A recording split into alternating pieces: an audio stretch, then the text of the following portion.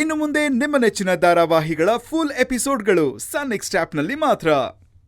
ನೀವಿಬ್ರು ನನಗೆ ಗಿಫ್ಟ್ ಕೊಡಿ. ಗಿಫ್ಟ್ ಬೇಕಾ ನಿಂಗೆ? ಕೊಡಣ್ವಾ?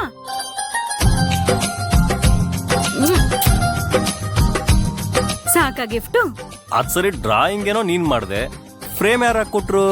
ನಾನು ವರ್ಷ ಅಕ್ಕ ಹತ್ರ ಹೆಲ್ಪ್ ತಗೊಂಡೆ. ರಾಘು, ಇದು ತುಂಬಾ ಅನ್ಯಾಯ ಕಣ. ಅಮ್ಮನ್ ಮುಖ ಯಾಕೆ ಅಂತ ಇದೆ?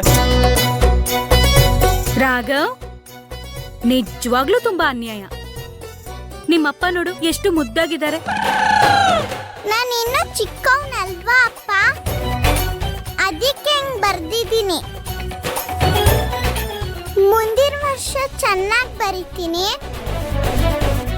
ಅಂದ್ರೆ ನಿಮ್ಗೆ 25ನೇ ವರ್ಷದ ವೆಡ್ಡಿಂಗ್ ಆನಿವರ್ಸರಿ ಬರುತ್ತಲ್ಲ, ಅವಾಗ ಚೆನ್ನಾಗಿ ಬರ್ದಿ ದೊಡ್ಡ ಗಿಫ್ಟ್ ಕೊಡ್ತೀನಿ ನಾನು.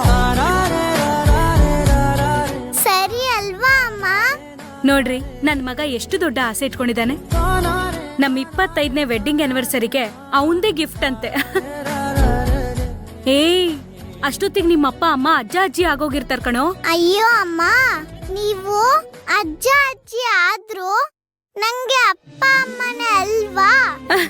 ಅಯ್ಯೋ, ಬಾಯ್ಲಿ ಬಾಯ್ಲಿ. ಎಷ್ಟ್ ಚೆನ್ನಾಗಿದೆ ರಾಘವ್.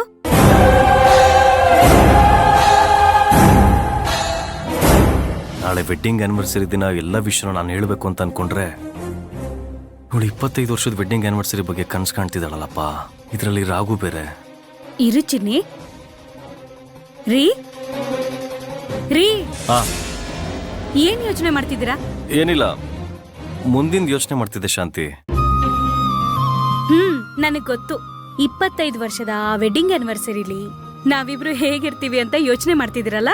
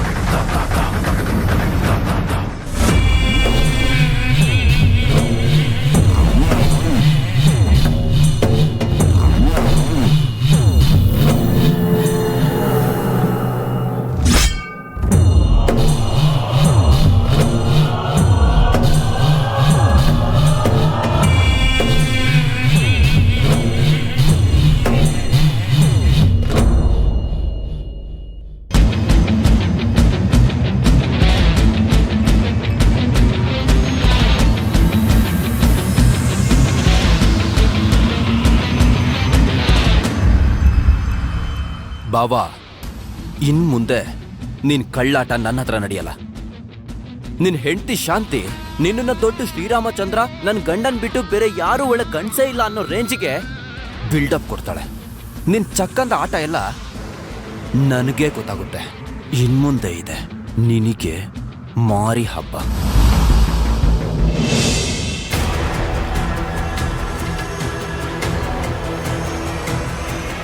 ಅಣ್ಣ, ಏನ್ ಅರ್ಜೆಂಟಾಗಿ ಫೋನ್ ಮಾಡಿದ್ರಿ?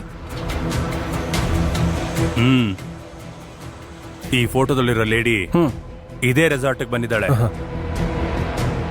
ಇವಳೊಬ್ಳೆ ಈ ರೆಸಾರ್ಟ್ ಒಳಗಡೆ ಹೊರಗಾಗ್ಲಿ ಒಳಗಾಗ್ಲಿ ಸಿಕ್ಕರೆ ತಕ್ಷಣ ಕೆಲಸ ಮುಗಿಸ್ಬಿಡ್ಬೇಕು. ಆಮೇಲೆ ನಾವಿಲ್ಲಿಂದ ಎಸ್ಕೇಪ್ ಆಗ್ಬಿಡ್ಬೇಕು. ಸರಿ ಅಣ್ಣ, ನೀವು ಹೇಳಿದ್ರಲ್ಲ, ಆ ಜವಾಬ್ದಾರಿ ನಂದಣ್ಣ. ಸರಿ, ನೀನು ಹೋಗು. ಸರಿ, ಹೇಳಿದ ಕೆಲಸ ಕರೆಕ್ಟಾಗಿ ಮಾಡೋಣ.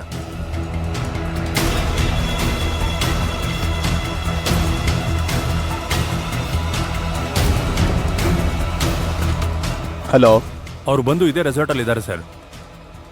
ನಾವು ಇಲ್ಲೇ ಉಳ್ಕೊಂಡಿದೀವಿ. ನೋಡಿ, ಅಲ್ಲೇ ನಡೀತಾ ಇದೆ ಅನ್ನೋದನ್ನ ನೀವು ನನಗೆ ಅವಾಗ ಕಾಲ್ ಮಾಡಿ ಹೇಳ್ತಾ ಇರಬೇಕು. ಪ್ರತಿಯೊಂದು ಡೀಟೇಲ್ಸ್ ಕೊಡ್ತಾ ಇರಬೇಕು. ಅರ್ಥ ಆಯ್ತಾ ಹೇಳಿದ್ದು? ನೀವೇನು ಚಿಂತೆ ಮಾಡಬೇಡಿ, ಅದನ್ನೆಲ್ಲ ನಾವು ನೋಡ್ಕೋತೀವಿ. ಬಾಸ್ಗೆ ಹೇಳಿ ಧೈರ್ಯವಾಗಿರೋದಕ್ಕೆ. ಅವ್ರ ಮಗನ್ ಸಾವು ಕಾರಣ ಆಗಿರೋಳು ಈ ರೆಸಾರ್ಟಿಂದ ಆಚೆ ಬರಲ್ಲ.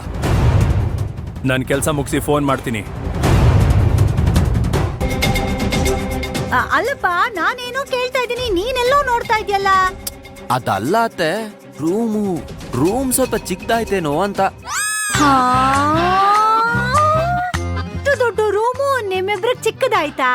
ಹಂಗಲ್ಲ ಅತ್ತೆ, ನಾನು ಏನ್ ಹೇಳ್ತಿದ್ದೀನಿ ಅಂದ್ರೆ ರೂಮಲ್ಲಿ ಸ್ವಲ್ಪ ಗಾಳಿ ಬೆಳಕು ಇಲ್ಲ ಅಂತ ಹೇಳ್ತಿದ್ದೀನಿ. ನಿಜ ನಿಜ. ನನ್ ಮಗಳ ಮೇಲೆ ಎಷ್ಟೊಂದು ಪ್ರೀತಿಯಪ್ಪ ನಿನಗೆ.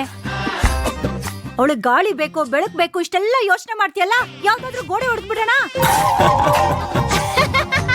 ಸುಮ್ನೆ ತಮಾಷೆ ಮಾಡ್ದೆ.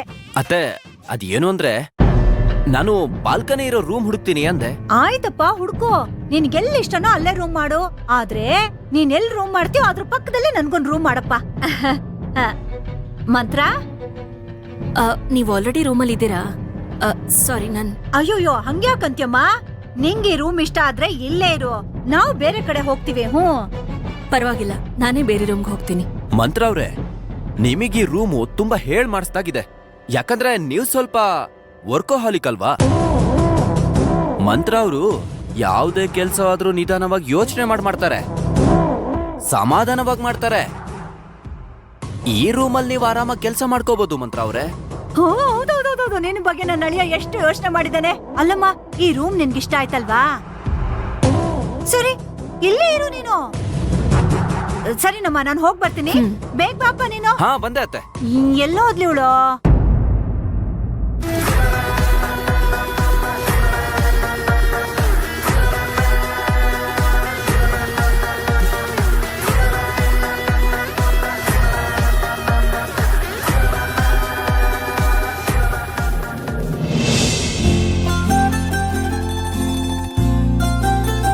ಶಾಂತಿ, ನಿನ್ಗೇನಾದ್ರೂ ಕಾಫಿ ಟೀ ಆರ್ಡರ್ ಮಾಡ್ಲಾ?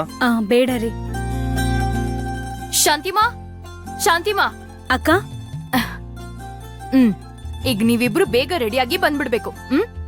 ಯಾಕೆ? ಯಾಕೆ ಏನು ಎತ್ತ ಅಂತಲ್ಲ ಕೇಳ್ಬಾರ್ದು. ಈಗ ನಿನ್ ಮದುಮಗಳು, ನೀನು ಮದುಮಗ. ದೊಡ್ಡೋರ್ ಹೇಳ್ದಾಗ ಕೇಳ್ಬೇಕು. ಚಿಕ್ಕಿ, ಆಗ್ಲೇ ಹೆದರ್ಕೋಬಿಟ್ರಾ? ನಿಮಗೊಂದ್ ಚಿಕ್ಕ ಸರ್ಪ್ರೈಸ್ ಇದೆ.